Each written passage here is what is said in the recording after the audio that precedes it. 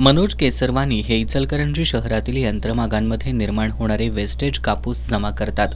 त्यांचं इचलकरंजी सांगली मार्गावर मोठं गोडाऊन आहे.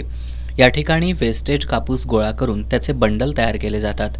या गोडाऊन शेजारी असलेल्या मोकळ्या जागेतल्या सुक्या कचऱ्याला आज अचानक आग लागली. या आगीची ठिणगी गोडाऊनमध्ये पडली आणि बघता बघता आगीनं रौद्ररूप धारण केलं. तिथं असणाऱ्या कामगारांनी याची माहिती इचलकरंजी महानगरपालिकेच्या अग्निशमन दलाला दिली. त्यानंतर इचलकरंजी महापालिका आणि हातकणंगले नगरपंचायतीकडील 4 अग्निशमन बंब घटनास्थळी दाखल झाले. 5 तासांच्या प्रयत्नांनंतर ही आग आटोक्यात आणण्यात यश आलं.